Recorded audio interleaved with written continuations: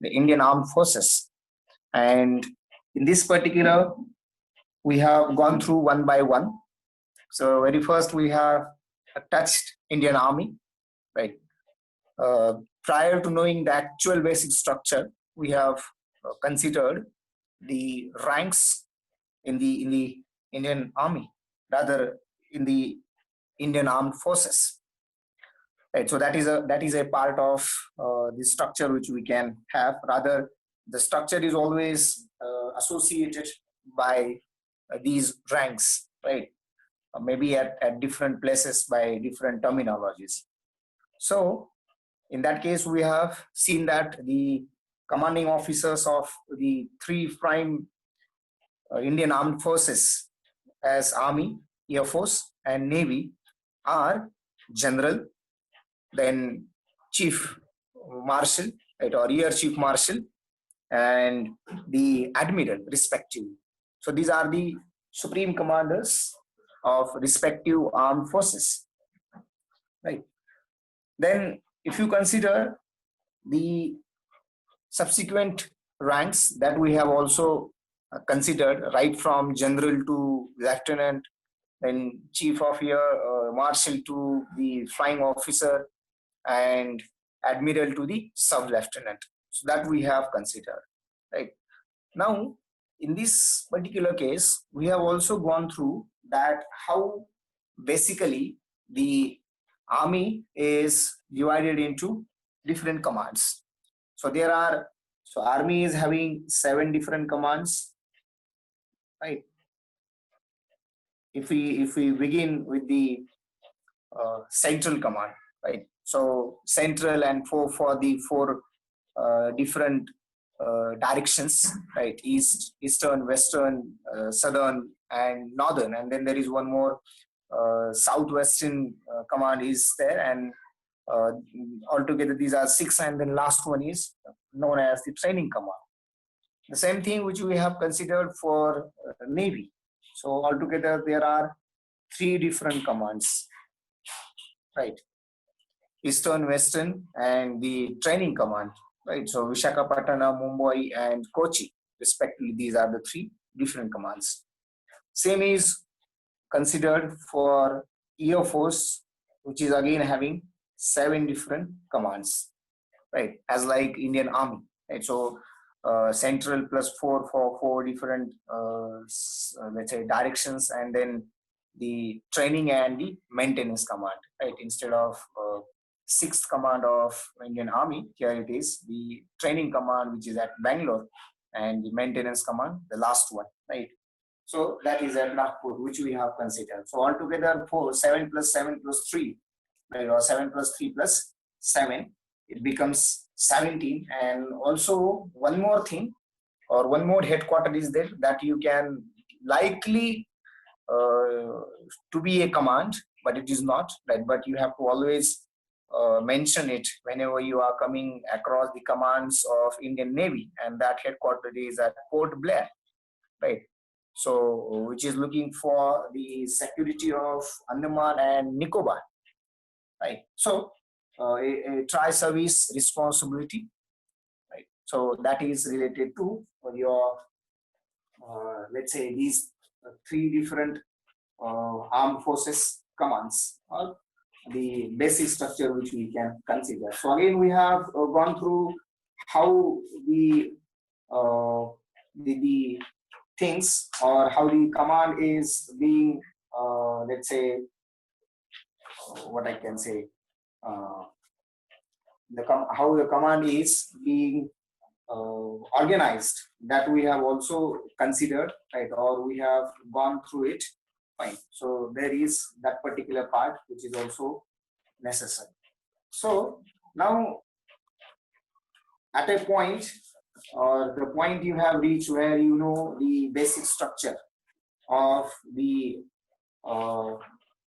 let's say armed forces, right? The Indian Armed Forces.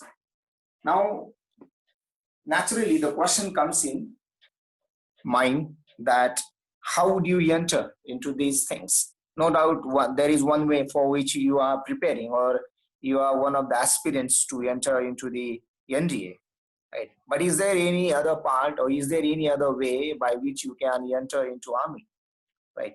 Though our prime interest is only NDA, still I will introduce you to some other institutes, right, which are called the training institutes of Indian Armed Forces, right, through which you can get into these Indian Armed Forces, as well as you get further training, right? Even after becoming the soldier, you are after becoming the officer, you have to undergo the training, which can be known as the personalized training, which can be known as the special training, right?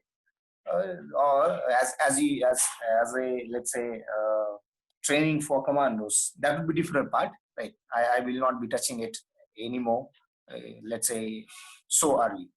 So this could be the part which is necessary.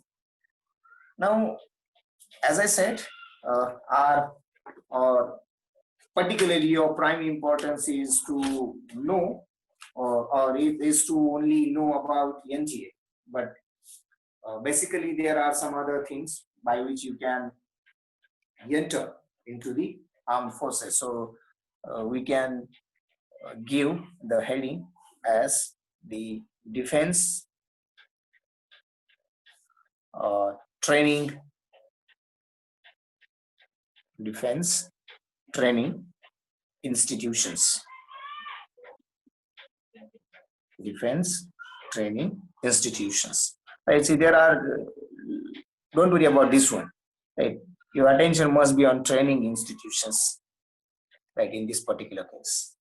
So, very first thing, I will be just, since it is the necessary thing, right? Or you should know this thing.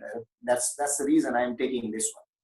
Though you have missed the chance to enter in this institute, and that institute is very early age institute, or in a very early age you can enter into this particular institute, and that the institute is Rashtriya Indian Military College. Rashtriya Indian Military College, RIMC, right, which is at Dehradun. Now, if you consider this particular institute or the college, right, which is, as I said, at Dehradun, it was established in 1922, right? So it is the, as I said, early age, right? And you can consider it is an inter-service institute, right? So it is a inter-service institute. So how you can enter in this institute, right? It is the most important thing. And as I said, though you have missed it, right? But if someone is from your side, right, who is entering into 8th standard, only he is eligible, right? So the 8th standard candidates will get admit only, right? Now, if you consider how it is being admitting, or how the admissions are being carried out in the Rashtriya Indian Military College, right? See, there are only 25 cadets are being admitted, but twice in a year, right? So 25 cadets each in January and June. Fine. From where? From, let's say, all over the India. And if you consider only 25 cadets, we do have more than these many, let's say, numbers, the states. So according to that, if you consider roughly, so one candidate will be from one state, and it is always being, right? So they always take one candidate from each of the state, right? So in this case, your age should not be less than, right, not less than 11 and a half years, and it should not be greater than 13 years. not greater than 13 years. So if your age is in between 11 and a half and 13 years, then, and you are entering or you are studying in the 7th standard, then you are eligible to go to the in the Rashtriya Indian Military College, right? So how you, further the question remains, how you can enter into this particular institute, right? So you have to always apply to your state's commissioner, right? That means your applications will be always sent to your state government, and then state government, depending on the merit, depending on the number of applications received, they will decide, right, how to select one, at the most two cadets, right? Suppose if you consider the states such as Uttar Pradesh, Maharashtra, right, sometimes they may get 2 seats, right, in each of the slot. And then some of these states from East India, they may get 1 candidate from 3-4 states. That will be get changed little bit, but not every, or it is not fixed that every time the UP and Maharashtra will get the 2 seats, right? But in general, it is 1 candidate per state. Fine. So if you consider these cadets, right, I will now call them the cadets, those who are entering into the RIMC, right, Rashtriya Indian Military College. Among these, most of the students, how much? 81% of the cadets who are entering into RIMC, right, enter to NDA. And this is the highest rate of any of the pre-training institutes to send their cadets into the, or aspirants into the NDA, right? For example, now you people are preparing it, right, for NDA. So all over India, there are so many students, so many aspirants are preparing for NDA. Now, if you consider their rate of success to enter into NDA, that is only 6%, only 0.6%. Consider 0.6%. Right. Now see, where is the 0.6% and where is the 81%?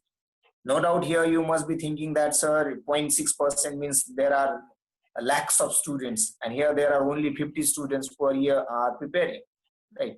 So though it is, but by percentage, see how the rate of success is, right? It doesn't matter whether you are in lakhs or you are in small number. It is depending on your preparation, your training, right? And how much motivated you are, or how much passionate you are about entering to this particular institute, that is NGA. Right? So forget about these numbers. What I want to tell you is this particular thing. Right. Now, if you consider the next thing, right, in this particular, so I can consider it a, just hold on.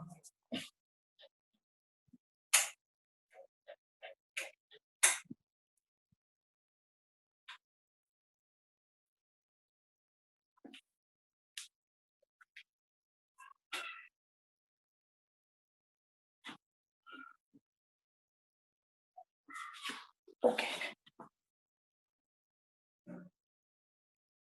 So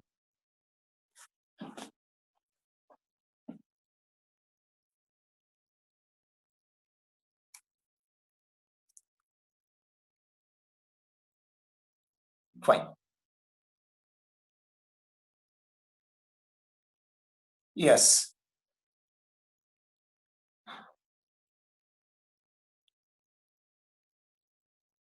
Okay. So next one we can consider is Army Cadet College. Army Cadet College, called ACC, which is again the one of the institutes right? We can have, right? So this was established basically in 1929 in the state of Madhya Pradesh uh, at the place called Chhatarpur. But in 1960, it was moved to again to the Dehradun, right? So basically, it is now in the Dehradun, right? So what you can consider in this particular case here, Army Cadet College, right? So see, it is Cadet College.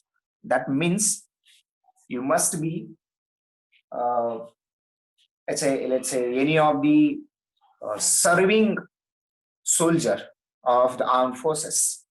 So already, if you are the soldier in army, right? So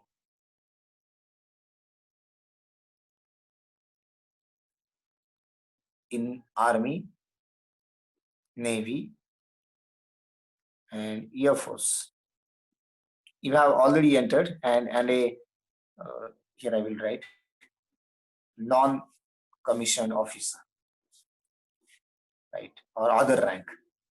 So if you are a non-commissioned officer and you already entered into either of these armed forces, and now you want to become the commissioned officer, right? If you want to enter into army, you will be placed as the uh, lieutenant, right? So likewise, if you want to become now the commissioned officer, then you will be having a chance to enter into ACC, into the Army Cadet College, right? And that will uh, provide some training to the soldiers from Army, Navy, and Air Force, right? So that you will become the commissioned officer into Army, right? Into Army. Now, it is again identical with the training in the NDA, right? So, if you consider the uh, the plus point of these cadets is that they have a very good understanding. What kind of understanding? Or they have a very deep understanding of the soldiers, right? And that is the added advantage. Now see what I mean. So already they are serving in the armed forces. They have seen the life of soldier, right? No doubt there is always change. There is always a drastic change in between the or the difference in the life of the life of soldier as well as the life of commissioned officer in armed forces, right? So already they have lived the life of soldier in either of these armed forces, and after becoming the commission officer, they will be seeing some ease in some of the tasks, and there since they have already lived that particular life, now they will be understanding, let's say, everyone, right, or each other very deeply. So they will be, in my opinion, they will be always having some affection towards the soldiers because they have gone through that particular route, or they have lived that particular routine, right? And therefore their uh, understanding is deeper. So I can write here the added advantage of is deeper understanding when after becoming the commission officer, right? So that is the plus point which we can have. Now, no doubt there will be some of the eligibility criterias, right? It is always there. So you must have uh, at least served for 2.5 years, right? So if you have entered into either of these armed forces as a soldier, and if you have served for 2.5 years, right, then you will be eligible. There is also, I think, a criteria of the age, right? I think maybe around 21 or something like, right? So this is the thing which is related to the ACS or the Army uh, Cadet College, which we can consider. Fine. Okay. Then next you can now move towards the next one. That is, say, third one. I will put it here. The National Defense Academy. National Defense Academy. Now, see, obviously it is at Pune. Fine. Now, what this is? So always keep in mind, right? This is a common training institute. So what you should understand here, common, right? No doubt it is a training institute, basically. What is mean by common, right? So common, that means from Army, Navy, and Air Force. Rather for Army, Navy, and Air Force. So how much time duration of common service is, right? Or common training is. So common training is for 2.5 years. So whenever you enter into NGA as a cadet, you will be having a training of 2.5 years, which is called common training. And that is not only the physical training, it is also the training for your academics, right? So you will be having academic training as well, right? Both. This would be the part. Then that academic training lead you to the degree, depending on whether it is whatever you wanted, right? Like in common, I will tell the graduation. So that academic teaching or the training is leading to the graduation degree, right? So this will be the thing. Now, someone had asked the question, after finishing the training at NDA, what is the rank of yours, or how would you will be blessed, right? So your rank is still a gentleman cadet, and further you have to go for, right, after this there is further training,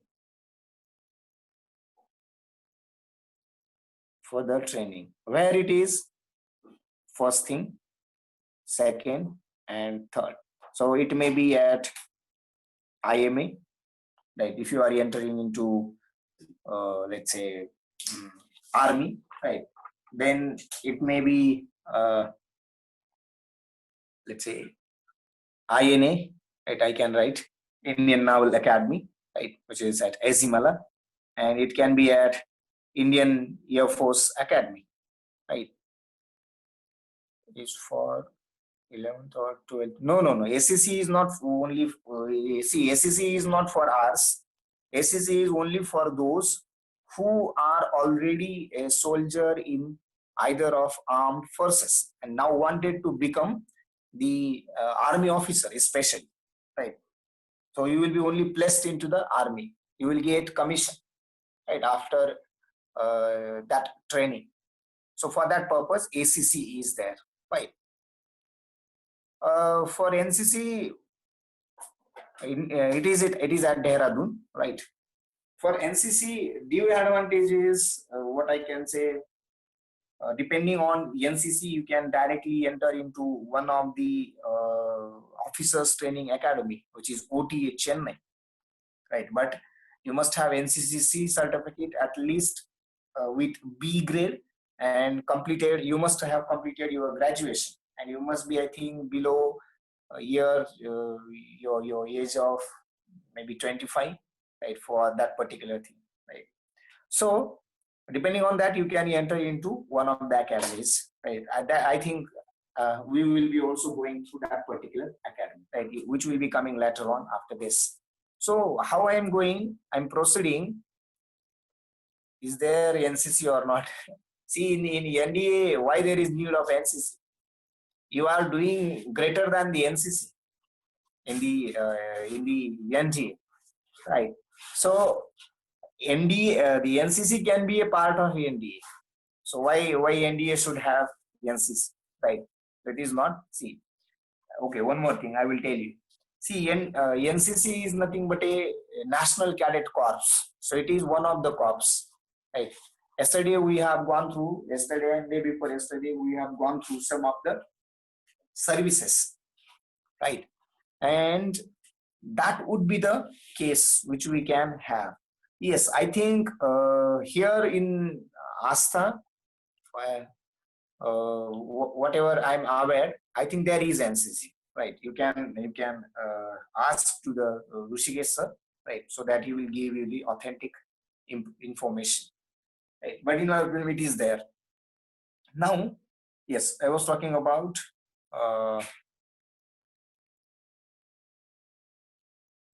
in 12th standard, if we get above 90% in PCM, then they will call directly for, no, what it is,